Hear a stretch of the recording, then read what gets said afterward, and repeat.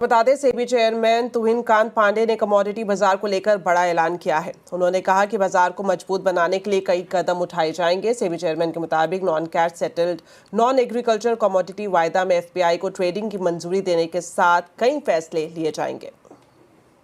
Enhanced institutional participation will bring in higher liquidity, making the market more attractive for hedging.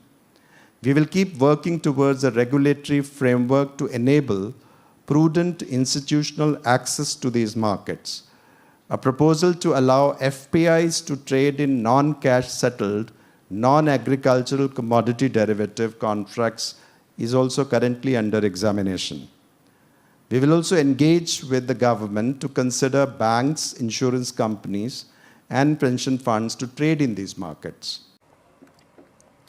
तो SEBI chairman के इस बयान के बाद कमोडिटी बाजार की तस्वीर कैसे बदल सकती है और एमसीएक्स के लिए क्यों पॉजिटिव है, बता रही हैं सीएनबीसी टीवी 18 की वमाक्षी धोरिया।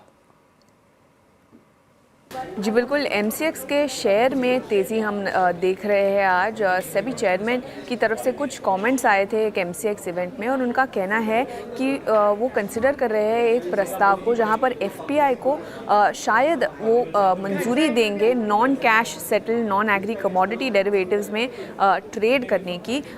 ये इम्पॉर्टेंट है क्योंकि करंटली अगर हम देखें तो एफपीआई सिर्फ कैश सेटल कॉन्ट्रैक्ट्स में ट्रेड कर सकते हैं और लार्जली ये क्रूड ऑयल और नेचुरल गैस में है। एनालिस्ट का कहना है कि जो एफपीआई का शेयर है वो करीब 5% ओवरऑल वॉल्यूम्स में है और 8% है एनर्जी बास्केट में। और अगर ये रेगुलेटरी अप्रूवल आता है तो इसी की वजह से उन्हें परमिशन मिल जाएगी non cash settled non agree commodities में ट्रेड करने की, और इसी के चलते वो बुलियन यानी कि गोल्ड, सिल्वर एक्सेट्रा और बेस मेटल्स में पार्टिसिपेट कर पाएंगे। इसके अलावा उनकी तरफ से और एक इम्पॉर्टेंट टेक अवे जो आया था वो है कि वो गवर्नमेंट के साथ जो जीएसटी को रिलेटेड चैलेंजेस है उसको रिजॉल्व करने पर वो काम करेंगे। और ये काफ़ी इम्पॉर्टेंट है क्योंकि जीएसटी रिलेटेड जो इश्यूज़ है इसी के चलते जो वॉल्यूम्स ऑफ टेक जैसे कि डिलीवरी बेस्ड कमोडिटीज़ है गोल्ड और सिल्वर, यहाँ पर थोड़ी सी दिक्कत आ रही थी। तो इसीलिए ये भी जो डेवलपमेंट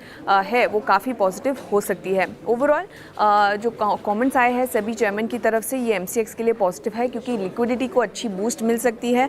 इंडिया का जो कमोडिटी मार्केट है वो भी डीपन हो सकता है और इसी के चलते वॉल्यूम्स पर भी अपसाइड नज़र आ सकता है, जिसी की वजह से एमसीएक्स में हम आज तेज़ी देख रहे हैं।